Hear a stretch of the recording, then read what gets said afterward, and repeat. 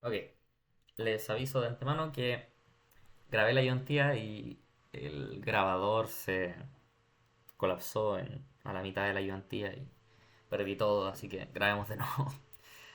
Ya.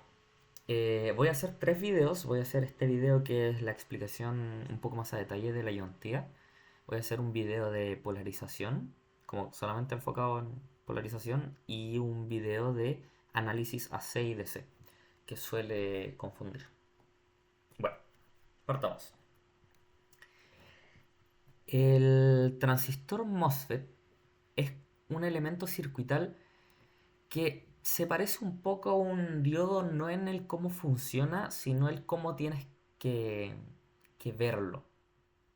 El MOSFET tiene una curva de trabajo que consta de una parte que es cuadrática, que llega hasta su vértice, y después tiene un régimen que es lineal. Este régimen lineal, si el transistor es ideal, va a tener, o más que ideal, si tiene un lambda, que es como la constante, igual a cero, va a ser plana. Entonces, el transistor va, a medida que uno aumenta el VDS, voltaje drain source, la corriente va a ir aumentando, aumentando según la cuadrática, y al llegar al vértice se estanca la corriente. Entonces, aunque yo tenga 1000 voltios en el drain del transistor, el transistor va a estar restringiendo la corriente. ¿Y por qué lo restringe? El responsable de escoger esta curva de operación es el voltaje de overshoot. El voltaje de overshoot, que se define como... un segundo. Esto es... VOV va a ser VGS menos VT.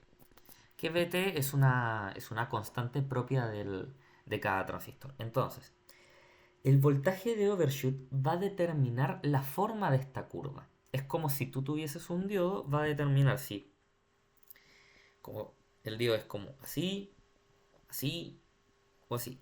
En el caso del MOSFET ocurre lo siguiente. El voltaje de overshoot va a determinar hasta dónde llega esta curva. Por ejemplo, esto es VOV igual a 1, VOV igual a 5, VOV igual a 10. El voltaje de overshoot determina qué curva estamos trabajando. Y después, el VDS va a determinar en qué punto de esta curva estamos trabajando. ¿Ya? Ok. El punto crítico de esta curva, que es donde se vuelve plana, es el voltaje de overshoot, que es el vértice de, es el vértice de esta cuadrática. Entonces, cuando nosotros escogemos un voltaje de overshoot, estamos escogiendo la frontera VDS que nos va a determinar si estamos trabajando en la región de triodo o en la región activa. La región de triodo, como tiene un VDS muy pequeño y además tiene una pendiente muy elevada, podemos decir que usualmente la resistencia aparente del elemento, como la, la resistencia que va a tener el MOSFET, es más o menos 1 sobre la pendiente de esta curva. Resulta que si estamos en la región de triodo, la pendiente es mayor. Entonces la resistencia aparente que va a tener el MOSFET va a ser más pequeña.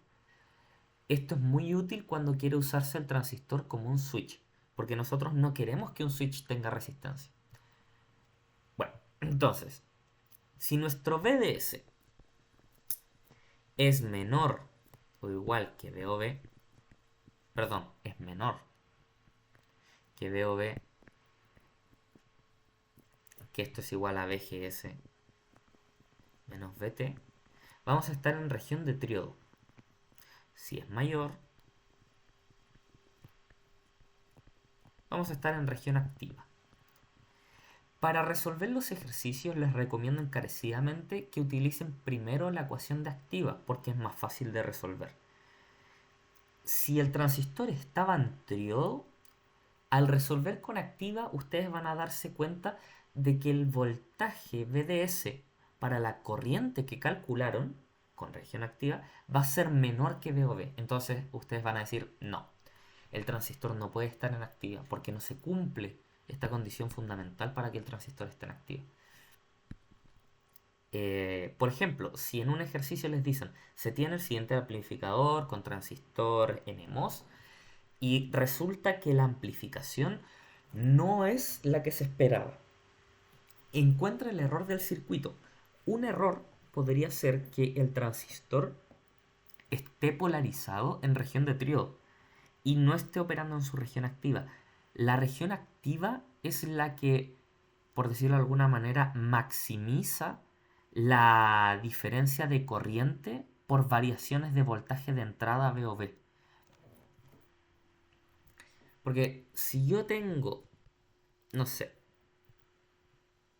los transistores son muy así, son como VOB igual 2, VOB igual a 1. O sea, con una pequeña variación del VOB puedo variar mucho la corriente de drain del transistor. Por eso la región activa es, es la mejor para operar como amplificador. Si se dan cuenta, acá en región de triodo, la diferencia de corriente para la misma variación de VOB no es tan grande. Entonces, la región que maximiza las diferencias de corriente para pequeñas variaciones de voltaje es la región activa. Por eso se usan amplificadores. Puedo dejarlo aquí como guía visual.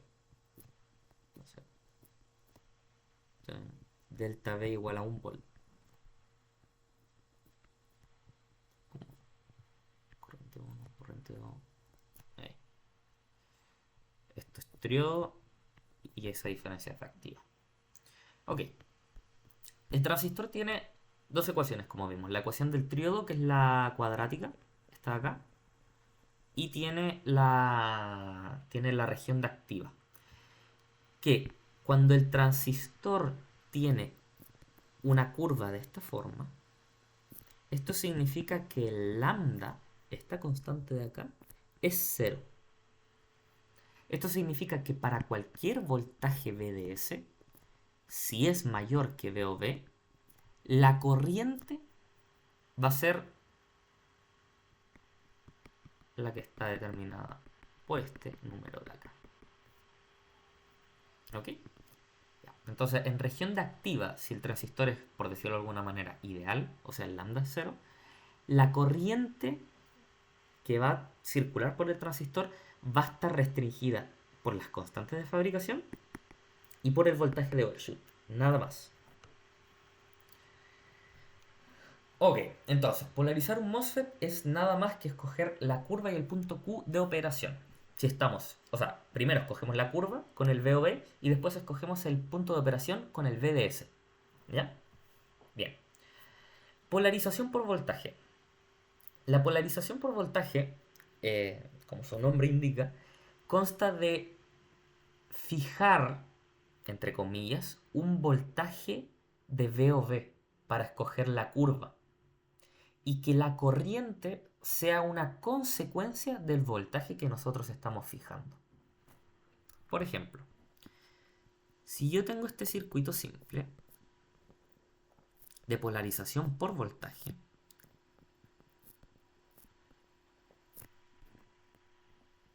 y aquí arriba le conecto un circuito cualquiera, alimentado por una fuente VDD. Ok. Aquí yo lo que estoy haciendo es fijar un voltaje VOB, que va a ser VOB igual a V menos 0, porque estoy respecto a tierra, menos el VT, digamos VT, para que sea general. Entonces, nuestro voltaje de overshoot va a ser fijo y va a ser V menos VT. Ahora la pregunta es, cuánta corriente está pasando por este transistor.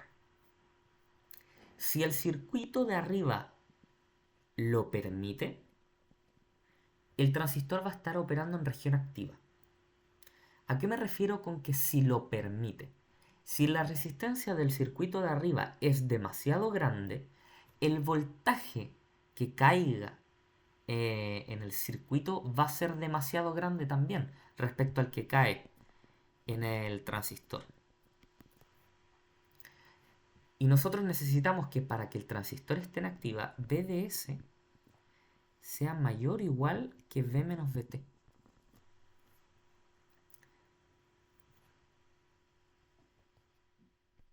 Entonces, si yo quisiera resolver este circuito, saber cuánta corriente está circulando, yo tendría que, primero, como les dije, supongamos activa, porque es lo más fácil de resolver. Nuestro VOB es fijo, entonces la corriente de activa va a ser igual a la constante de fabricación medios por VOB al cuadrado. Esto va a ser una corriente fija, o sea, si el transistor está en activa, la corriente va a ser esta, ninguna otra. Ahora, ¿cómo sabemos si el transistor está en activa? Bueno, este circuito tiene una resistencia equivalente, ¿o no? Entonces, yo tengo que preocuparme de esta condición de acá. V de S va a ser igual a V de D menos lo que caiga en el circuito, que va a ser su resistencia por la corriente de activa.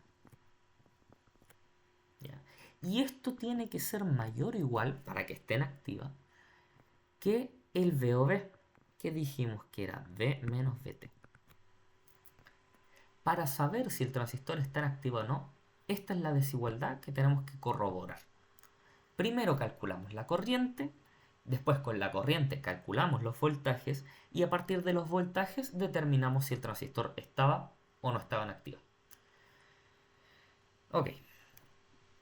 Este es como el circuito más fácil en polarización por voltaje. ¿Para qué podría servirme un circuito como este? Imagínense que tienen un LED.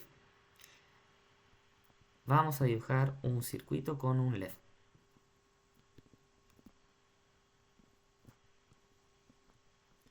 Ahí con sus rayos de luz. Mismo circuito de antes. Fijamos un LED. Supongamos que este amiguito de acá tiene Imax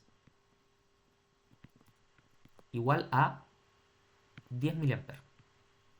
¿Ok? Después de eso se quema. Entonces nosotros queremos controlar la corriente que pasa a través de él ocupando un transistor. Nosotros este transistor lo vamos a conocer, vamos a tener su constante de fabricación y su Vt. Entonces nosotros decimos que la corriente máxima que puede tener este circuito, que es 10 mA, vamos a tener que volver a suponer que estamos trabajando en activa. ¿Por qué?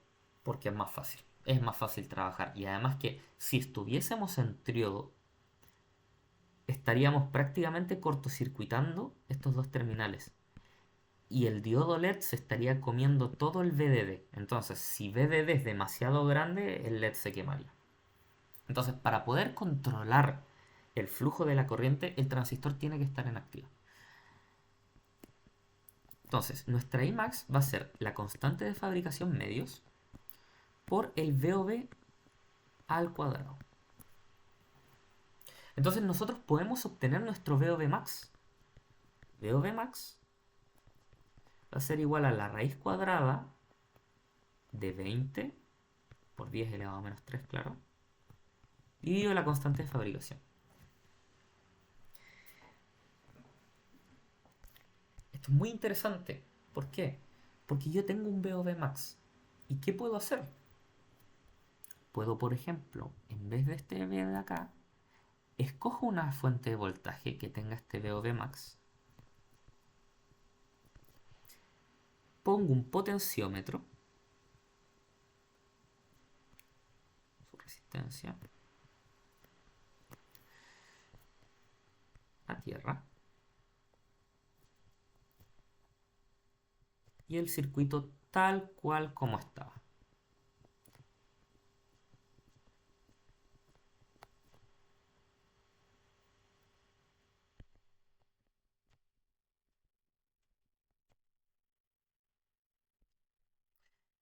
¿Esto qué quiere decir? Cuando la resistencia de mi potenciómetro sea 0, RP. Si RP es igual a 0, entonces voltaje de gate va a ser igual a VOV max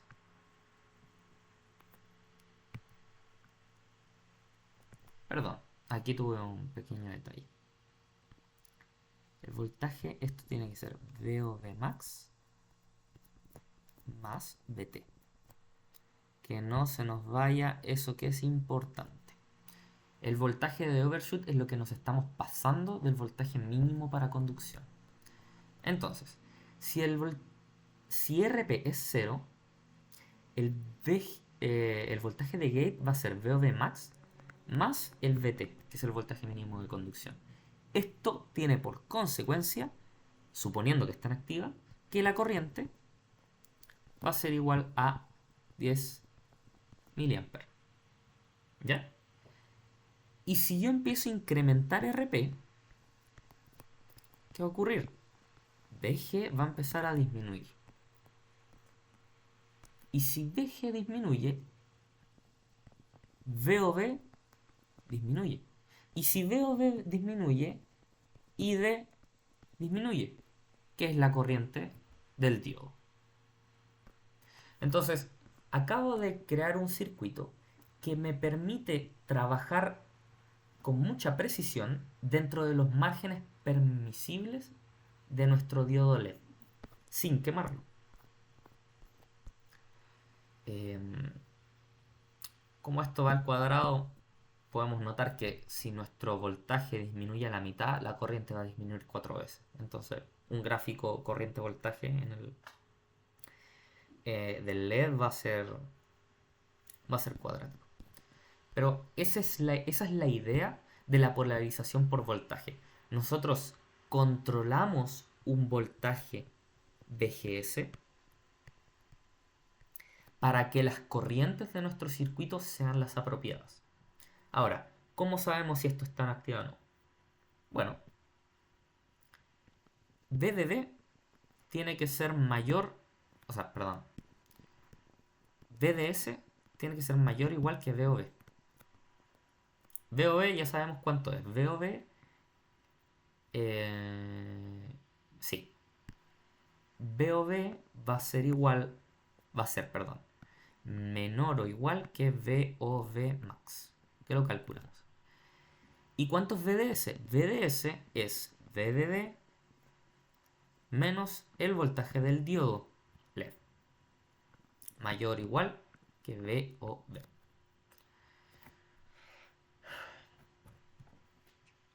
El voltaje del diodo de un diodo LED suele ser 1 volt, 1.2 volt.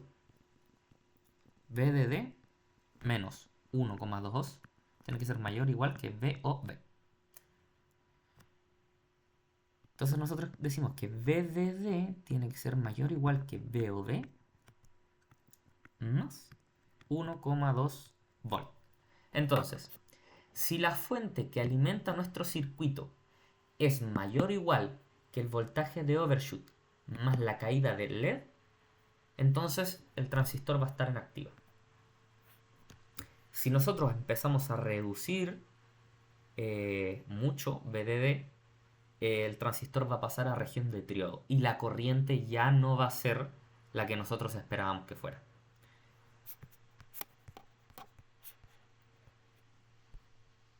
Bien. ¿Cómo vamos de tiempo? Bueno, 20 minutos. Vamos lentito pero seguro. Ya. La siguiente forma más simple de polarizar un MOSFET por voltaje es con una resistencia de degeneración.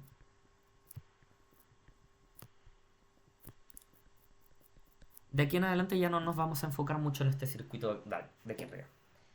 Para este circuito de acá, nuestro VGS va a depender de la corriente. O sea, el voltaje de polarización va a depender del resultado del voltaje de la polarización. ¿Eso qué nos indica? Que vamos a tener que resolver una ecuación cuadrática, que es la ecuación de equilibrio del sistema.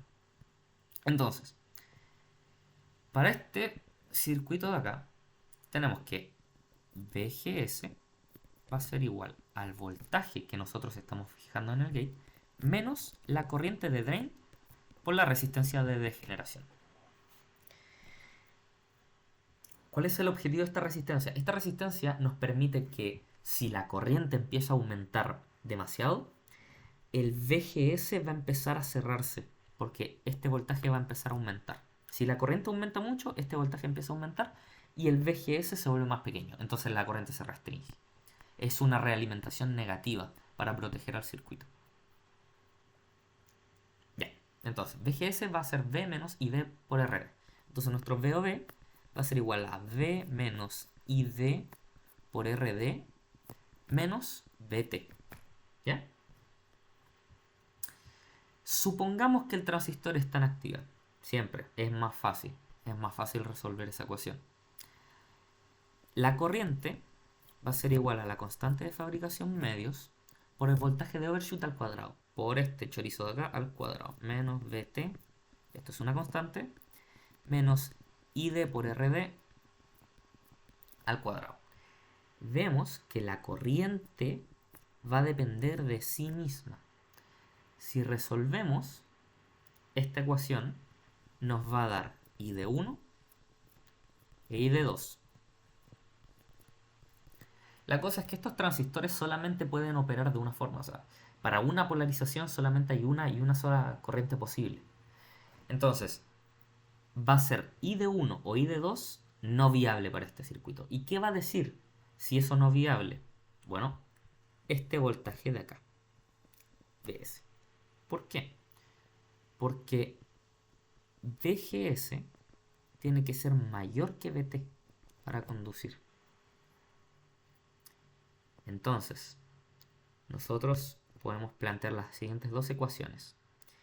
V menos I de 1 por R mayor que VT y V menos I de 2 por R mayor que VT.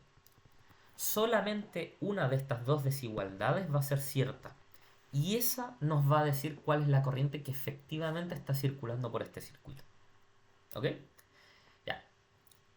Con esta introducción yo creo que bastante decente de lo que es una polarización por voltaje, vamos a ir al circuito. Aquí, en este circuito, la pregunta de la ayudantía dice, ¿cuál tiene que ser el valor de R3 para que efectivamente el transistor esté en activo? Ya vimos acá arriba, que la resistencia del circuito tiene que cumplir ciertas condiciones para que el transistor esté en activo.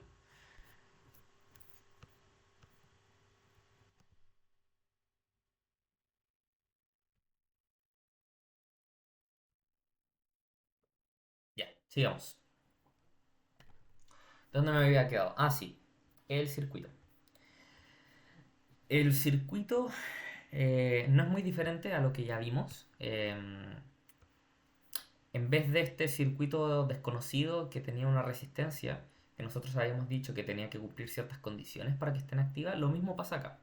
Esta resistencia tiene que ser relativamente pequeña para que no se lleve el voltaje de polarización del transistor. En vez de una fuente constante, lo que hicimos acá fue poner un divisor resistivo, como el ejemplo del LED.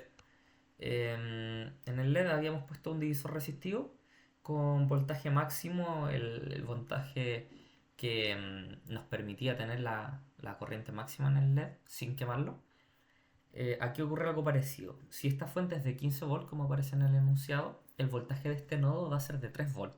Como el gate no tiene corriente, van a ser 3 voltios fijos. Es como poner una fuente de 3 voltios. Es como si esta fuente fuese de 3 volts. Tiene una resistencia de generación y la resistencia del circuito. Entonces, en esencia, ese circuito de ahí es exactamente lo mismo que este circuito de acá. Bueno, ¿cómo se relacionan? Voltaje gate source va a ser el divisor resistivo menos la corriente de polarización por la resistencia de degeneración. El voltaje de overshoot, como habíamos dicho, va a ser este voltaje calculado menos el voltaje VT. Queremos que el transistor opere en región activa. Esto tiene por condición VDS mayor que VOB. Entonces, tenemos VDS es el voltaje de la fuente menos lo que cae en las resistencias. ¿Cuánto cae en las resistencias? R3 más RD por la corriente de polarización. Esto tiene que ser mayor que el voltaje de overshoot, que es este de acá. Aquí puse, usando los datos de enunciado, podemos tener que 15 volts menos la resistencia 3 más 3 kilo ohms por la corriente de polarización tiene que ser mayor que los 3 volts del gate menos los 3 kilo ohms de la resistencia de generación por la corriente de polarización menos el voltaje VT. Ahora, nosotros dijimos, queremos que estén activas. Entonces, calculemos la corriente a partir de la ecuación de región activa. Nos queda que la corriente va a ser un medio de la constante de fabricación por VG menos VT, o sea, 3 menos 1 son 2 volts, VG menos VT, menos VS, que es 3 kilo ohms por la corriente ID. Esta es una cuadrática que nos da el punto de equilibrio y nos dice que la corriente ID puede ser o 0,3 mA o 1,4 mA. Si la corriente fuese 1,4 mA, entonces el voltaje de source del circuito sería de 4.2 volts. O sea, si por aquí pasan 1,4 mA, el voltaje de este nodo sería de 4,2 volts. Y sabemos que este voltaje es de 3. Eso significaría que VGS es negativo. Y eso nos dice que el transistor está cerrado. Entonces la corriente no puede ser 1,4 mA. Tiene que ser la otra. Ahora, podemos reemplazar directamente esta corriente que calculamos, que es la corriente de región activa, en la condición de región activa, para saber si efectivamente nuestro circuito está en activo o no. Como R3 es una incógnita, si lo despejamos en la desigualdad, nos queda que R3 tiene que ser menor o igual que 43 kilo ohms. ¿Esto qué quiere decir? Que si yo pusiese una resistencia de 50K, VDD,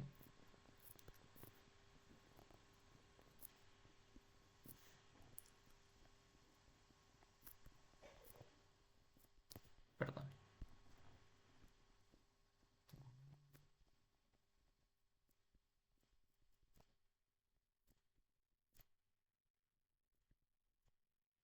como R3 para que esté en activa tiene que ser menor a 43 kilo ohms, nosotros sabemos que si yo pongo una resistencia de 50 kilo ohms, nuestro transistor ahora va a estar operando en región de triodo.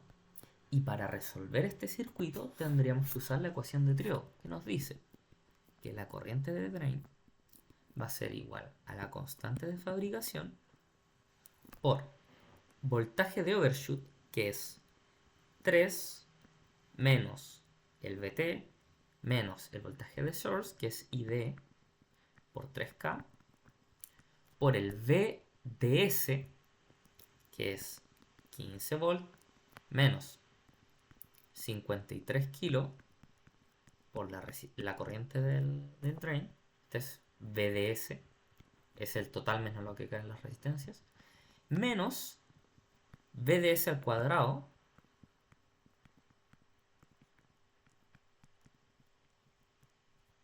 medios.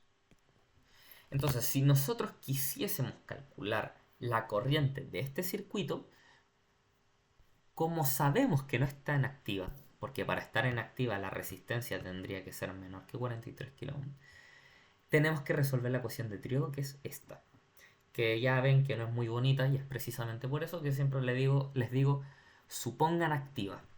Porque si están en amplificadores, va a estar en activa, a menos que les digan que el circuito tiene un error y ustedes tengan que mostrar el error. Entonces, a menos que sea estrictamente necesario, no usen la ecuación de triodo para calcular corrientes. A menos si ustedes ya saben que está en triodo y les piden la corriente, entonces calculen la corriente. Entonces, conclusión, podemos notar que para esta polarización, si el transistor está en activa, su corriente no depende de R3, corriente activa. Sin embargo, el que esté en activa no depende de R3, que es lo que vimos antes. Si pongo una de 50 kΩ, el voltaje que va a caer en la resistencia va a ser demasiado alto y el VDS va a ser muy pequeño. Y si el VDS es menor que el VOB, entonces ya no estamos en activa. Y tenemos que usar esta ecuación de acá. Bien. Para el siguiente ejercicio, esto es una mezcla de muchas cosas. Ya. Aquí sabemos poco y nada. Poco y nada de lo que está ocurriendo. Primero podemos notar que el transistor 2 está en activa. ¿Por qué? Porque está cortocircuitado el gate con el drain. Esto se llama modo diodo, está autopolarizado. ¿Por qué se dice que está autopolarizado y nosotros sabemos que está en activa? ¿Por qué? Porque VG va a ser igual a, VGS va a ser igual a VDS. Y por lo tanto, VDS va a ser siempre mayor que VGS menos VT. Entonces, para M2 se cumple esto. Entonces nosotros sabemos que está en activa, porque está en modo diodo. ¿Ya? Es el único transistor de este circuito que nosotros podemos decir a buenas a primeras que está en activa. El resto tenemos que corroborarlo, tenemos que asumirlo y después comprobarlo. Ya. Nosotros sabemos que por M1 está pasando una corriente, porque esta fuente de corriente la está forzando. ¿Eso qué significa? Que este transistor M1 está polarizado por corriente. Esta corriente, esta fuente de corriente, hace lo que sea necesario para lograr que pase esa corriente a través de M1. Entonces, para M1, sabemos que la corriente de drain es igual a IREF. Supongamos que M1 está en activa. Entonces nos queda K1 medios por VG1, o sea, VGS1 menos VT1 al cuadrado. Ya. Pero aquí nosotros podemos calcular cuál tiene que ser el VGS1 para que esté pasando esta corriente. Si reemplazamos los valores del circuito, podemos llegar a que VGS1, para que el transistor esté en activa y pase la corriente IREF, tiene que ser igual a 2,41 volts, si reemplazamos por los parámetros del circuito. Pero ahora la pregunta es, ¿cuál es la corriente en el transistor M2? Sabemos que M2 está en activa. Entonces vamos a expandir este bloque. Sabemos que M2 está en activa. Entonces la corriente de drain 2 va a ser igual a la constante 2 dividido 2 por el VGS menos el VT2, VGS2 menos el VT2 al cuadrado.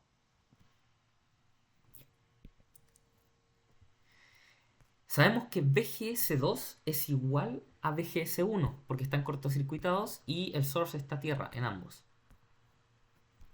Entonces nosotros sabemos que esto es igual a VGS1. Y resulta que en este circuito tenemos que las constantes K1 y K2 de fabricación son iguales y los voltajes de threshold también son iguales y son 1 volt. Entonces Vt2 es igual a Vt1 y K2 es igual a K1. Entonces resulta que la ecuación del transistor 2 es exactamente igual que la ecuación del transistor 1. Y nosotros estamos buscando la corriente de drain del transistor 2. ¿Cuánto va a ser? I de 2 es igual a I de 1.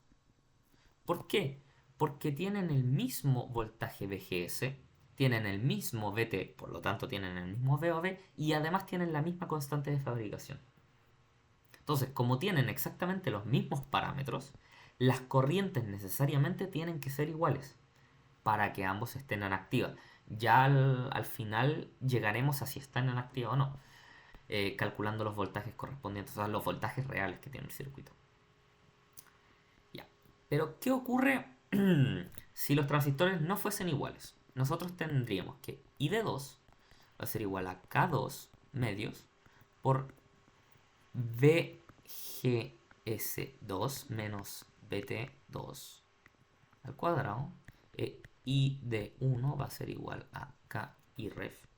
Y ref va a ser igual a I de 1, que es K1 medios. VGS1 menos VT1 al cuadrado.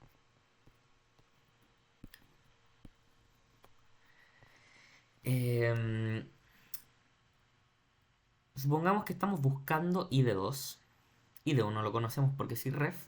¿Cómo podemos vincular estas dos ecuaciones?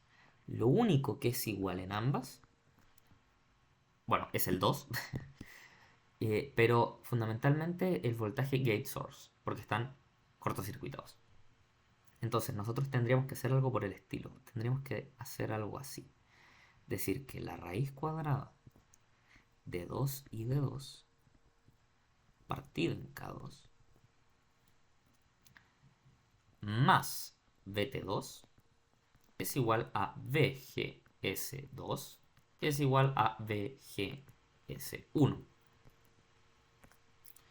Podemos sustituir esto en la ecuación de la corriente 2 y tener que IREF es igual a K1 medios por VGS1, que es igual a VGS2, que es esto que calculamos acá, 2i de 2 sobre K2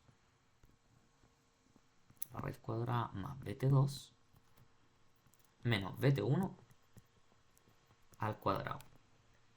¿Y qué tenemos acá? Tenemos IREF constante, K1 constante, K2 constante, Vt2 constante y Vt1 constante. Entonces podemos conocer perfectamente la corriente de drain 2 porque todos los parámetros del circuito son constantes y podemos ver que no tienen por qué ser el mismo transistor. O sea, podemos conocer la corriente del transistor 2 conociendo la corriente del transistor 1 y los parámetros que tienen. Todo eso porque sus VGS son iguales. Si no fuesen iguales, no podríamos hacer este cálculo. Ya, entonces. Pucha, me acabo de dar cuenta que se corrió el compu. Como voy con el lápiz empujando, se va hacia el fondo. Ya. Entonces, sabemos que las corrientes son iguales. Y por enunciado sabemos que es de 1 mA. Conocemos VGS1. Entonces, VGS1 son 2,41 volt. Sabemos que es igual a VGS2. Porque están cortocircuitados. Sabemos que I de 1 es igual a IREF. Porque está polarizado por corriente. Y gracias a que los parámetros son iguales, podemos decir que I de 2 es igual a I de 1, que es igual a IREF. Si los parámetros no fuesen iguales, tendríamos que usar esta ecuación de acá. Perdón. Esta ecuación de acá.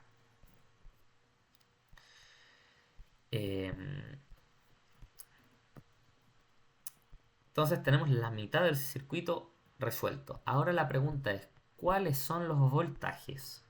Conocemos el voltaje en este nodo y conocemos esta corriente de acá y esta corriente de acá. Pero nos faltan dos cosas. El voltaje en este nodo y el voltaje en este nodo de arriba.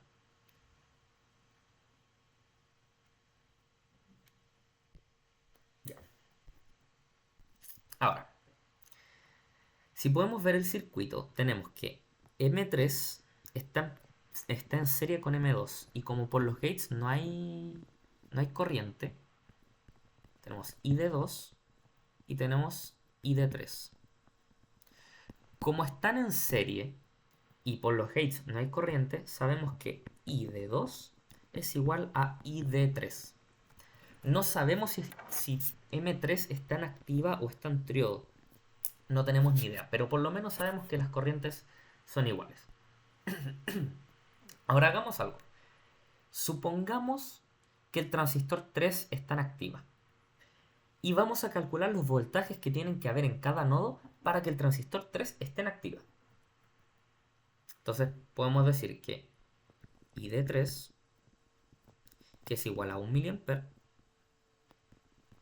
tiene que ser igual a constante 3 sobre 2 por VGS3 menos VT al cuadrado. Esto nos da que VGS3 tiene que ser, lo calculamos por aquí. Mira, la ecuación cuadrática tiene dos soluciones. Solución menos 10 y solución 18,14. Como sabemos que los transistores se están conduciendo, el voltaje no puede ser negativo, porque estaría cerrado tanto M1 como M2.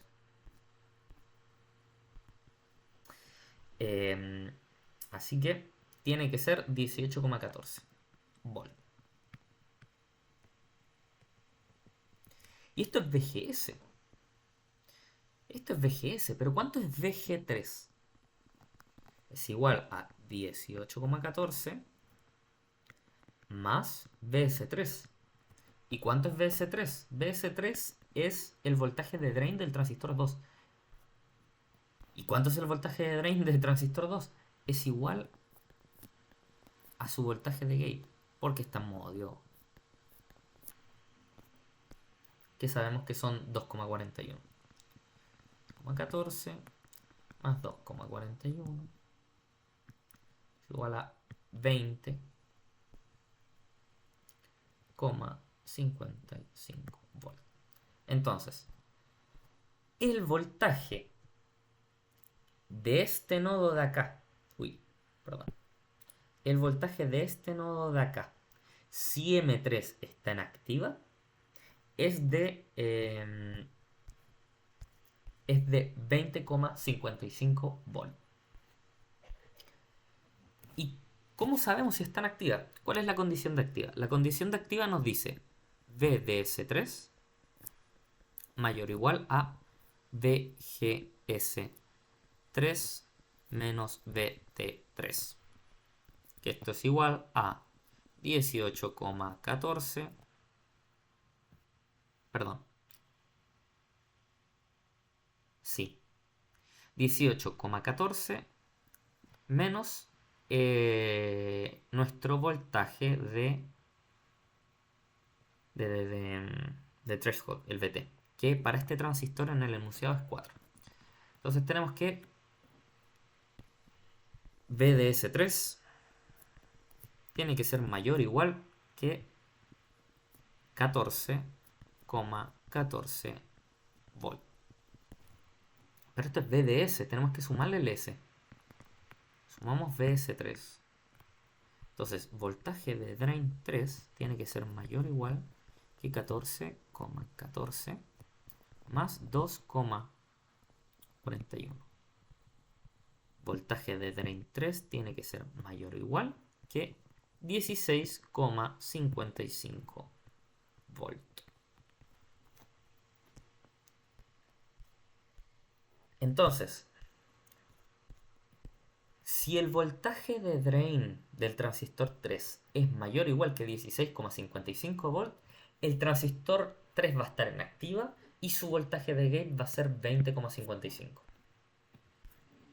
Vamos acá. Entonces, en resumen, dijimos, la corriente por M1 tiene que ser Irref, que es 1 mA. Si el transistor M1 está en activa, su voltaje VGS tiene que ser 2,41. Como M2 está en activa y su voltaje VGS es 2,41 y sus parámetros son exactamente iguales a los del M1, la corriente en M2 también tiene que ser Irref, que es 1 mA. Y después dijimos, si la corriente en M2 es 1 mA, la corriente en M3 también tiene que ser 1 mA. Y M3 no sabemos cómo está, pero vamos a suponer que está en activa. Si suponemos que está en activa, nos da que el voltaje de... el voltaje de gate tiene que ser de 20 volts. Y el voltaje de drain tiene que ser mayor o igual a 16,55 volts. Pero, ¿qué pasa si el voltaje de drain de M3 no es 16,55 volts respecto a tierra, claro? ¿Qué pasa? ¿Qué ocurre? La intuición nos dice que si no está activa, porque esa es la condición de activa, va a estar en trío. Pero, ¿qué va a ocurrir con el voltaje de gate del transistor 3 si está en trío? ¿Qué va a pasar con el voltaje de drain M1, que también es 20 voltios, si M3 está en trío? Bueno, eso podemos verlo por acá. ¿Qué pasa si lo que está conectado sobre M3 no logra dar los... Aquí me equivoqué. En vez de 20,55, que era el otro, los 16,55 volts. Vamos a fijar que en el drain de M3 hayan 10 volts. Y vamos a resolver la ecuación de tríodo. Si resolvemos la ecuación de tríodo con 10 voltios de voltaje de drain y la corriente de 1 mA que sabemos que tiene que estar pasando por él, nos da que VGS3 ahora tiene que ser de 20,97 voltios. Pero si estaba en activa, el voltaje VGS era de 18,14. O sea, el voltaje de gate tuvo que aumentar. Al reducir el voltaje de drain del transistor y al entrar en triodo, el voltaje de gate tuvo que aumentar para levantar la curva. Supongan que nosotros estábamos trabajando en esta curva, acá, estos serán los 16 voltios. Y teníamos nuestra corriente de 1 mA. Si nosotros bajamos el voltaje VDS a 10, vemos que la corriente no es de 1 mA. Entonces, ¿qué tiene que ocurrir para que a los 10 volts tengamos 1 mA? Esta curva tiene que ser más empinada. Tiene que subir más rápido. Y para que suba más rápido,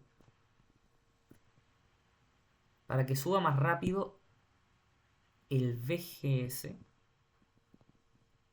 tiene que aumentar. Nosotros estamos subiendo de curva VGS. Entonces, para un menor voltaje podemos obtener la misma corriente. Eso es lo que está ocurriendo. Si el transistor 3 no está en activa, el voltaje de gate del transistor 3 va a tener que crecer. Y en consecuencia, el voltaje de drain de M1 también va a tener que crecer. Bueno, y revisando, ¿estaban o no estaban en activa los transistores? Bueno, el voltaje de M1, si M3 está en activa, era el VDS de 20 volts. Que convengamos que es bastante mayor que los 2,41 volts de gate que teníamos, que calculamos que teníamos. El transistor M2 tiene que estar en activo sí o sí. Y la única condición para que M3 esté en activa es que su voltaje de drain tiene que ser mayor que 16,55 volts. Y ese es el circuito completo resuelto. También podemos mencionar que tanto M1 como M3 están polarizados por corriente. Ojo, M1 está polarizado por la fuente de corriente y M3 está polarizado por M2. Muy interesante. Ya. Y el último circuito de la ayudantía. Este es bastante más interesante porque son dos transistores polarizados por corriente, pero no es una fuente de corriente ideal, tiene una resistencia de Norton. Esto va a provocar algo muy interesante, que es que la corriente va a preferir circular por la fuente que pasar a través de alguno de los dos transistores. ¿Cuál transistor? Va a evitar el transistor que sea más, entre comillas, resistivo. Aquí, ¿qué vamos a hacer? Vamos a hacer lo mismo que antes. Vamos a suponer activa, vamos a imponer condiciones de activa y vamos a resolver. Suponemos activa. Entonces, la corriente ID1 va a ser un medio de la constante de fabricación por VGS1. Ojo acá.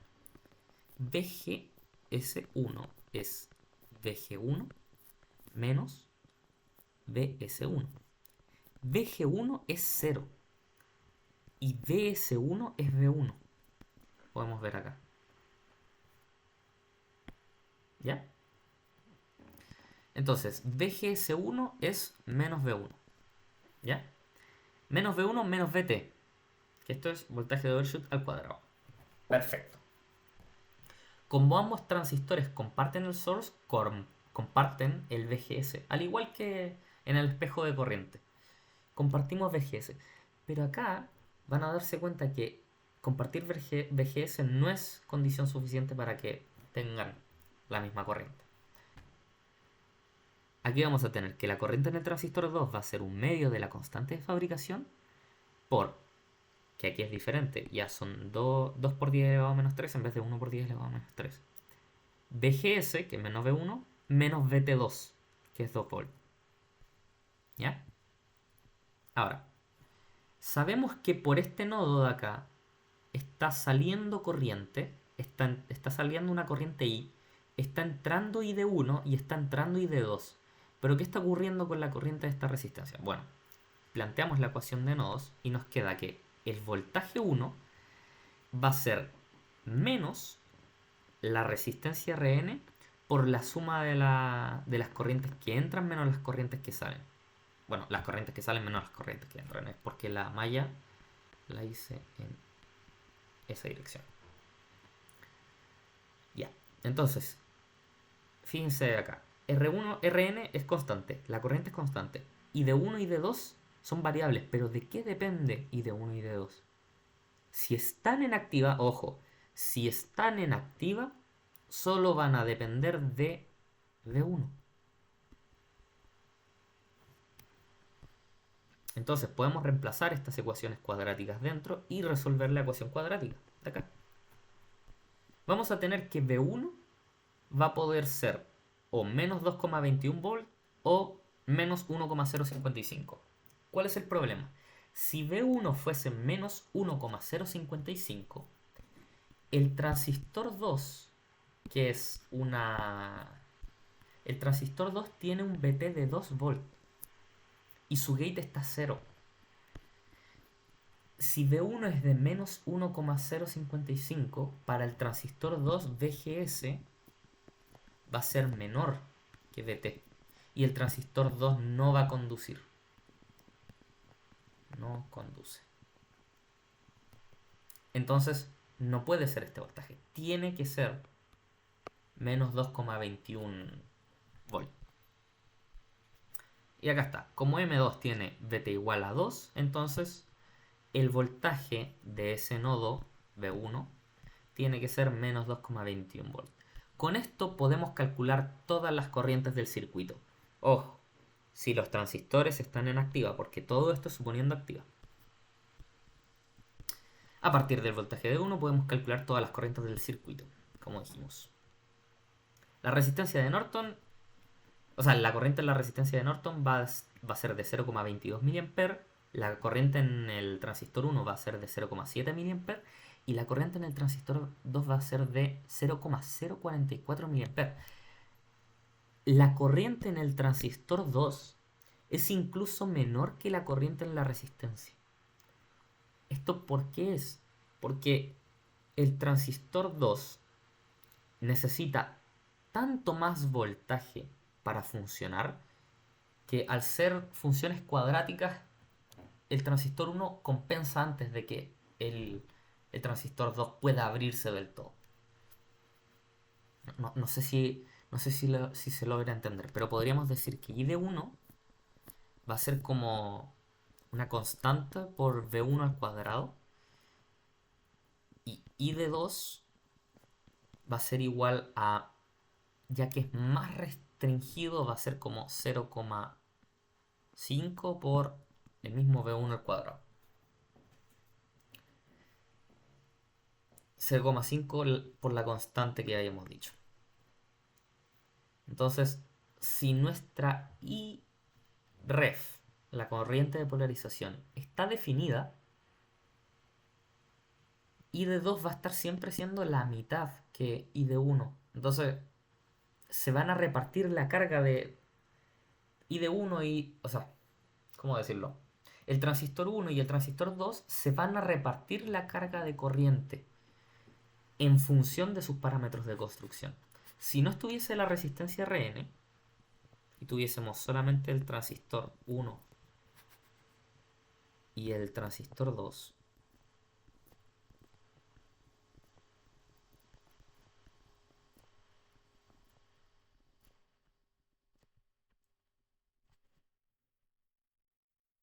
podemos decir que I va a ser igual así, I de 1 más I de 2. I de 1 sería K1 medios por VGS. Voy a llamarlo VGS porque tienen el mismo G y tienen el mismo S. VGS menos VT1 al cuadrado. Supongamos que tengan el mismo VT, incluso supongamos que tengan el mismo VT, ambos transistores. VT al cuadrado. E I de 2 va a ser K2 medios por VGS menos VT al cuadrado. Entonces la corriente va a ser igual a VGS menos VT al cuadrado medios K1 más K2. Ambos tienen la misma constante que depende de los voltajes del circuito y solamente difieren en su constante de construcción. Entonces, si K1 es mayor que K2, la corriente I de 1 que va a pasar por el transistor 1 va a ser mayor a la corriente que pasa por el transistor 2. Es curioso esto porque con una corriente I podemos tener dos circuitos y podemos decidir cuánta de esa corriente I pasa por cada circuito escogiendo bien las constantes de fabricación de los transistores que estamos poniendo. O sea, la constante de fabricación y el VT, pero la constante de fabricación influye directamente y proporcionalmente en la corriente que pasa a través de ese transistor. Bueno, una vez que tenemos las corrientes podemos reemplazar en las ecuaciones de, de nodo. Con I de 1 podemos calcular el voltaje 3 y con I de 2 podemos calcular el voltaje 2, que va a ser el voltaje de la fuente superior menos lo que cae en la resistencia. Y llegamos que V3 es de 9,3 voltios y V2 es de 9,976 voltios. Como V1 era de menos 2,2 voltios, tenemos que VDS1 es igual a 9,3 más 2, ¿cuánto era? 2,21 y VDS2 va a ser igual a 99, o sea, 9,976 más 2,21. Y ambos son mayores que VGS menos sus respectivos BT. Entonces ambos transistores están efectivamente en activa y los cálculos que hicimos son correctos y es como se comporta este circuito. Y acá abajo puse una nota. En este ejercicio podemos notar que los parámetros de construcción y las no idealidades de las fuentes de corriente pueden darnos resultados poco intuitivos. Y claro, ¿por qué digo poco intuitivo? Porque resultó ser que la corriente por la resistencia de 10 kilo ohms, que era la resistencia de la fuente, era mayor que la corriente que estaba pasando por nuestro transistor. Y eso sería la ayudantía completa explicada. Espero que se haya entendido. Espero que les vaya a servir para otros ejercicios. Así que eso.